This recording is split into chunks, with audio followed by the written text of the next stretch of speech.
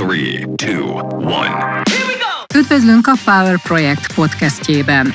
A Power, The Port Royal of Women Athletes in Sports Media egy Erasmus plus sportprogram által támogatott nemzetközi kezdeményezés, amelynek célja a női sportolók, köztük a parasportolók méltányos, kiegyensúlyozott és sztereotípiáktól mentes megjelenítésének elősegítése a sportmédiában.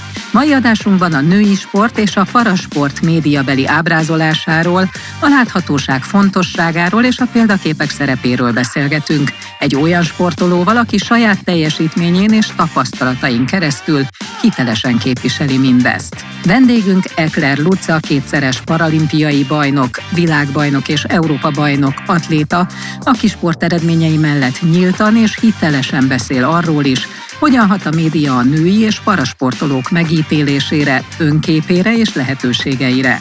Tarts velünk és hallgassd meg, hogyan járulhat hozzá a fair reprezentáció egy befogadóbb és igazságosabb sportkultúra kialakításához.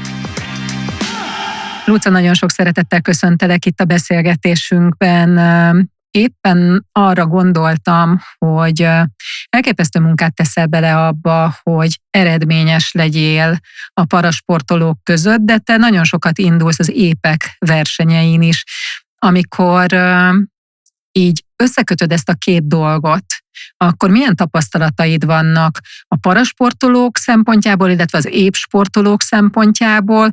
Mi az, amit kérdeznek, mi az, ami érdekli őket, mi az, amit megmernek kérdezni egyáltalán egyik vagy másik oldalról? Igazából érdekes a kérdés, mert ahhoz, hogy jól tudjak válaszolni, egy kicsit messzebbre visszamegyek, mivel nekem teljesen természetes volt az, hogy az évsportolók között versenyzek, hiszen így nőttem fel egészen 12-13 éves koromtól, amikor belekerültem az atlétikába, egy teljesen épcsoport tagja lettem Szombathelyen. Itt kezdtem el atletizálni, és az utána lévő években, amíg nem találtam rá a parasportba, velük együtt versenyeztem, velük együtt készültem, ezért azt gondolom, hogy nagyrészt az ő céljaik, elvárásaik valamennyire a sajátjaim lettek, viszont mindig éreztem azt, hogy nem teljesen tartozok oda.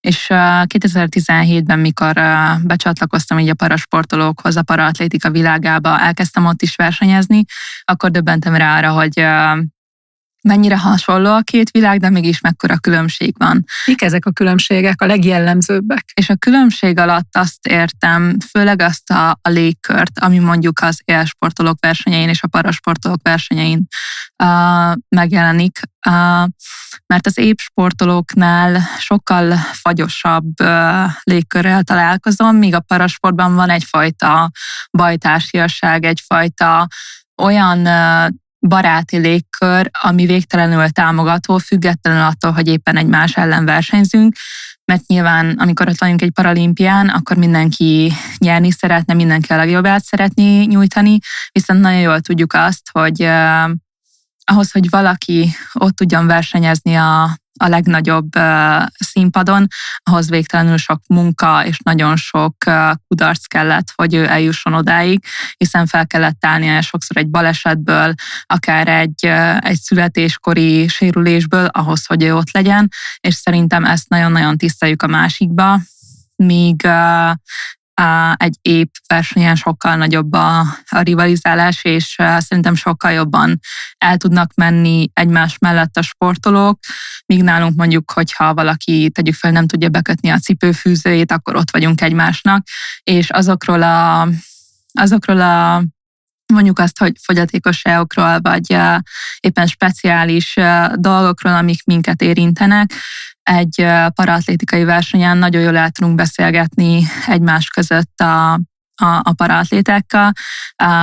Egy ilyen nagyon kedves példa nekem az volt, amikor a Párizsban a világbajnokságon 100 méteres síkfutás döntője után ott álltunk hárman a dobogónál, és szerettünk volna csinálni, akkor ezüstérmet nyertem, és szerettünk volna a két versenytársammal csinálni egy selfit, és mind a hárman megfogtuk az érmünket, az egyik kezünkkel, és utána rájöttünk, hogy a másik kezünk sajnos nem lesz arra alkalmas, hogy egy selfit lőjünk, és onnan például elindult egy beszélgetés, hogy kinek mondjuk milyen verseny előtti akár tünetei vannak, vagy olyan dolgok, amit addig például azt gondoltam, hogy csak nálam van, de teljesen kiderült az, hogy egy általános tünetegyüttes, és akkor, hogy kinek mondjuk erre mi vált be, és azt gondolom, hogy hogy ezt nem biztos, hogy mások mondjuk egy egyéb közösségben megosztanák egymással, hogy mondjuk ők hogyan készülnek, vagy ezeket a nehézségeket hogy vészelik át. Nálunk ez egyáltalán nincsen, azt gondolom, hogy itt is egymásért és összefogva tudunk versenyezni, még akkor is, ha ezt egymás ellen tesszük. Te melyik területen találkoztál több sztereotípiával, vagy diszkriminációval az épek és a fogyatékkal élők sportjában, vagy pedig a nők és a férfiak tekintetében? Nehéz választanom, mert mindkettőben egyaránt jelen van, de én azt gondolom, hogy sokkal jobban és sokkal élesebb ez a határvonal a férfiak és a nők között. Tényleg? Nem gondoltam volna, hogy ezt fogod válaszolni. Én azt látom, hogy az elmúlt években sokkal nagyobb elfogadás irányult felénk parasportolók felé, míg a nők és a férfiak között, hogyha néha nem is láthatóan, de az a határvonal valahogy mindig ott van, és lehet, hogy nem éreztetik velem nyilvánvalóan, vagy egyértelműen, hogy mondjuk néha nincsen szavam, vagy nem ér annyit a szavam mondjuk abban a beszélgetésben, de mégis amikor van mondjuk egy kerekasztal beszélgetés, akkor azért érzem, hogy hiába mondom el ugyanazt, mint egy férfi, vagy akár beszélhetek én ékes szólóban, vagy jobban, hogyha ő elsüti ugyanazt a viccet, biztos, hogy sokkal többen fogják értékelni, vagy hogyha ugyanazt mondjuk, az ő szavára sokkal többet adnak, és azért ez fájó tud lenni. És találtál már bármilyen módszert arra, amivel minimálisan is ezt a helyzetet lehet egy kicsit kezelni, vagy jobbá tenni? Igen, én azt gondolom, hogy igazából az a szomorú, hogy azt a szót akartam használni, hogy kivívni a tiszteletet, mert alapvetően szerintem ennek nem kéne így lennie, de hogyha szerintem valaki nőként következetes, akár a versenysportban, akár a sportirányításban, és jól csinálja azt, amit csinál, akkor egy idő után ezt tisztelni fogják. Te nagyon-nagyon ügyesen, és én azt látom, hogy nagyon tudatosan használod a közösségi médiát arra, hogy egy kicsit megismertesd magad, illetve azt a közeget, amiben te élsz. Mik a legfőbb szempontok ezzel kapcsolatban számodra? A legfontosabb dolgok, amiket nem, és a legfontosabb dolgok, amiket igen? Nekem, ami emögött a legnagyobb motivációm az az, hogy én nagyon sokáig nem tudtam a parasportról, és azt gondolom, hogy azzal, hogy viszonylag sok részét az életemnek megosztom a követőimmel, az emberekkel, azzal más fogyatékossággal élő, vagy éppen parasportoló embereknek tudok segíteni, vagy akár olyanoknak, akik mondjuk egy új kezdet előtt állnak, ami nekem is egy óriási változás volt az életemben, viszont nem, vagy hát, hogy viszonylag későn találtam rá, és remélem, hogy azáltal, hogy én mesélek erről, akár mesélek a nehézségeimről, mesélek arról, hogy mondjuk hogy telik egy napom, vagy hogy mibe került az, hogy most itt tartok, azáltal akár többen bátorodnak fel, hogy mondjuk belemerjenek vágni egy új kihívásba, vagy többen nyissanak a parasport felé, mert én abban hiszek, hogy mi nem vagyunk mások, ugyanolyan emberek vagyunk, csak egy kicsit másképp csináljuk a dolgainkat. A Power projektnek egy célja, hogy arról beszélgessünk, hogy ezek a sztereotípiák mennyire határoznak meg minket, illetve hogy a női sportban is az eredmények, a sok munka és ugyanazok az értékek legyenek fontosak, mint ami a férfiak sportjában. Ezért engem nagyon, tudom, hogy nem lesz könnyű válaszolni rá, de mégis nagyon érdekel, hogy miközben te nagyon-nagyon eredményes vagy paralimpián, világbajnokságon, minden olyan platformon, ahol versengés van. Mégis az az érzésem, hogy a hozzád hasonlóan eredményes sportoló társaidhoz képest te rád jobban figyelnek, téged jobban észrevesznek, téged jobban megkeresnek, és a médiában való megjelenésed is szerintem erősebb.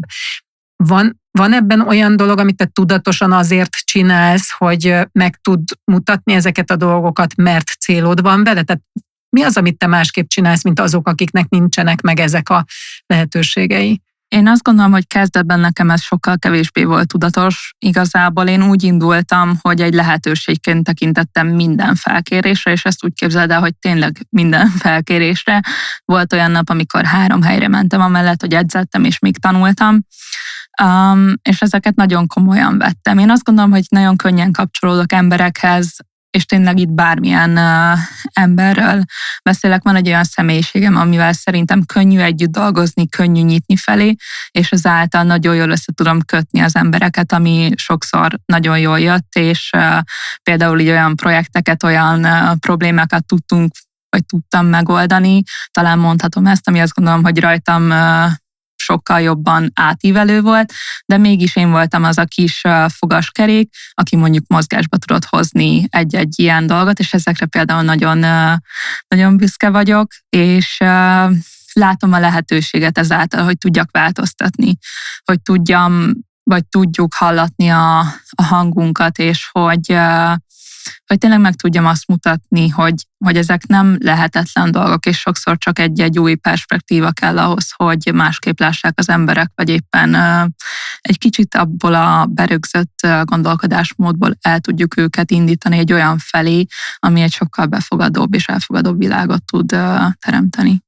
Mennyire könnyű vagy nehéz velünk együtt dolgozni, amikor neked céljaid vannak, amelyeket szeretnél másokkal megosztani, illetve ezek a célok, amiket most mondasz, hogy megértetni dolgokat azokkal, akik esetleg nem nagyon látják még ezeket a dolgokat, akkor amikor kérdeznek téged, amikor beszélgetsz újságírókkal, riporterekkel, műsorvezetőkkel, akkor mik azok a dolgok, amiket már megtanultál, hogy ezek biztos szóba fognak kerülni, ezekkel biztos kezdeni kell valamit, erre kell paneleket odarakni, mert el kell mondani 100-szor és 1000-szer, hogy egy kicsit rögződjön. Amire nagyon szoktam figyelni, az például a saját történetem, mert vannak olyan újságírók, akik nagyon szeretnek a lépcső alatti gardrób kis túlélőjeként beállítani, és én ezzel a... Lépcső alatti kis gardrób túlélőjeként? Igen, aki esetleg olvasta a Harry Potter könyveket, igen. Hogy ne ez a túlélő legyen, mert én azt gondolom, hogy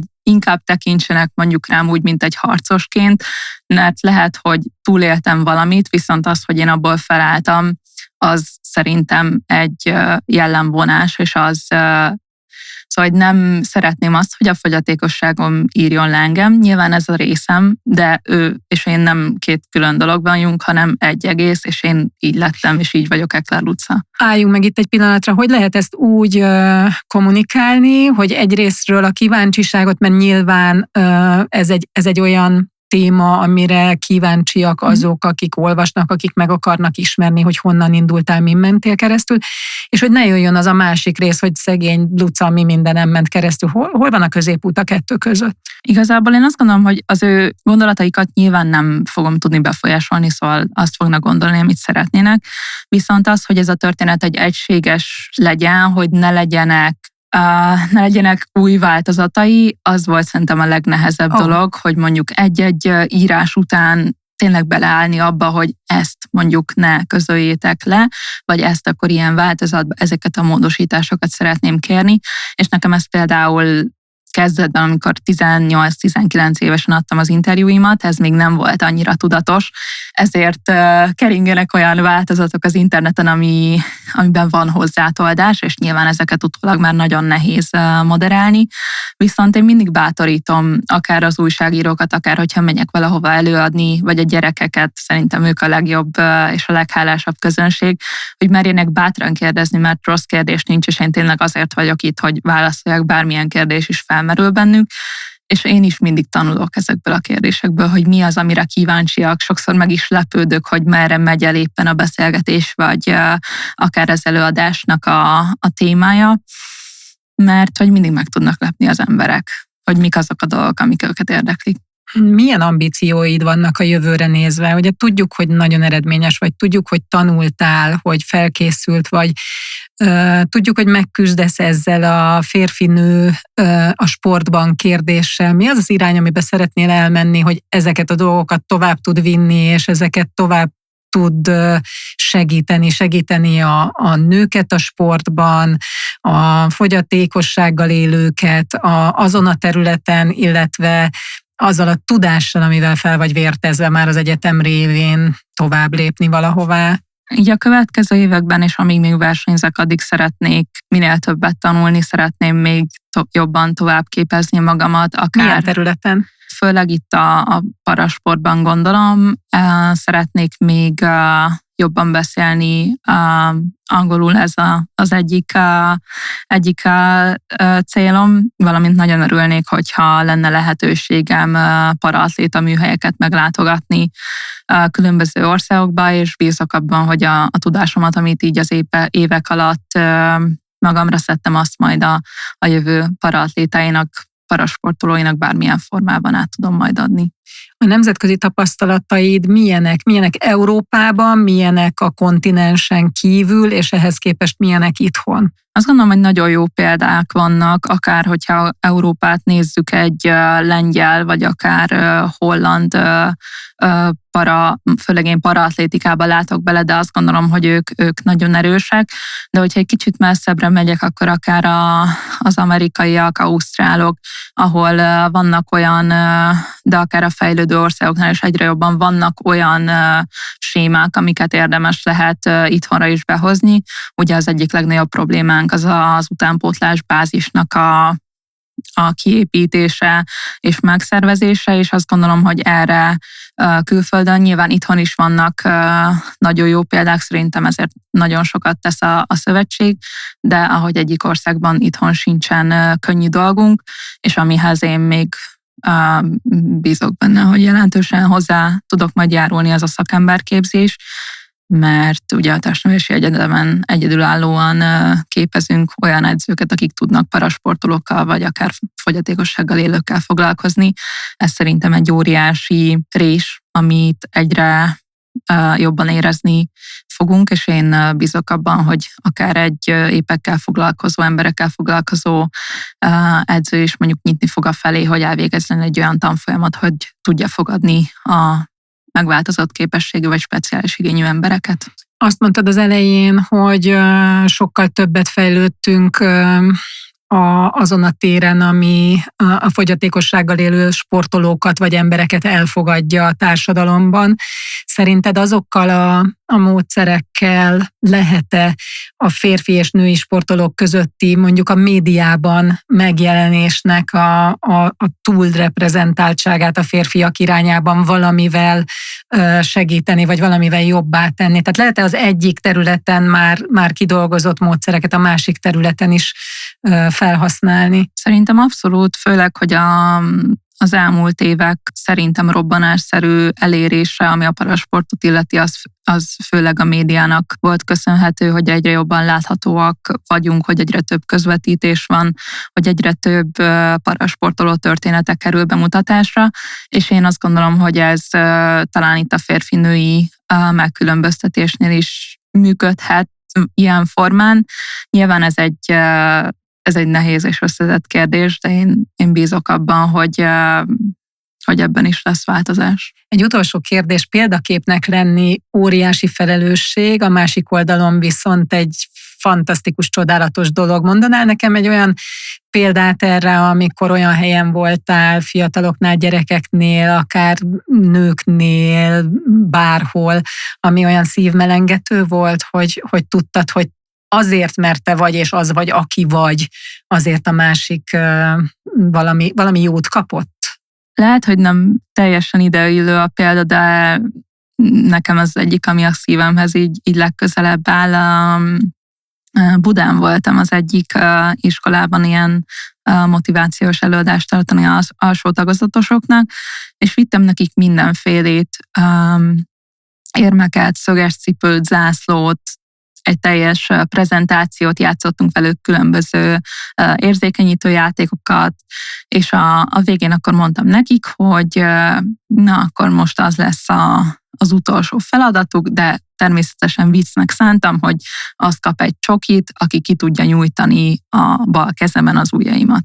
És nem viccelek, a gyerekek sorba álltak előttem, hogy ezt megpróbálhassák. ott lehettek az érmegszögesek, bármik, nekik nem számított, mert ez a kihívás, és ez a mondjuk azt, hogy furcsaság teljesen lefoglalta a figyelmüket, és miután nyilván az előadás meg minden felgyülemlett stressz, ilyenkor benne van a kezemben, és én se tudom kinyújtani néha, nem, hogy ők, de hogy aki megpróbálta, utána befutott a sor végére. Hogy újra megpróbálja. És ha jól emlékszem, ez szerintem az egyik utolsó órájuk volt, és a szülők már ott álltak az ajtóban. És hát, hogy volt olyan kisgyerek, akiért bejött a szülő, és mondta, hogy most már hagyja békén a kezemet, és mondtam nekik, hogy nyugodtan nézzék meg, azért vagyok itt, nyilván nem látnak ilyet minden nap, és az egyik szülő jött oda hozzám megköszönni, hogy ezt ilyen őszintén megosztom velük, mert hogy ők bennük ez egy ilyen öröklött tabu témaként élt, és hogy erről biztos, hogy fognak otthon beszélgetni, mert hogy már a kisfiú ott egyből azt kezdte el mondani az apukájának, hogy miről szólt az elmúlt 1 óra. És igazából ezek a pillanatok, amikor azt érzem, hogy tényleg ha pár embernek ezt már így el tudjuk ültetni a fejébe, és tovább tudjuk adni, akkor már megérte. És most az elmúlt percek a csodálatos Ekler Lucáról szólnak. Köszönjük, hogy velünk tartottál ebben az epizódban, és köszönjük Ekler Lucának, hogy megosztotta velünk gondolatait és személyes tapasztalatait a női sport és a parasport médiabeli megjelenéséről. A Power projekt célja, hogy hozzájáruljon egy olyan sportkommunikációs szemlélet elterjedéséhez, amelyben a sportolók elsősorban teljesítményük, kitartásuk és szakmai értékeik alapján jelennek meg, függetlenül attól, hogy épek vagy fogyatékossággal élők.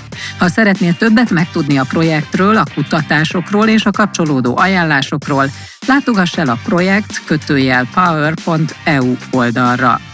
Ne feledd, a sport valódi ereje az egyenlő lehetőségekben és a hiteles történetekben rejlik. Találkozunk a következő epizódban.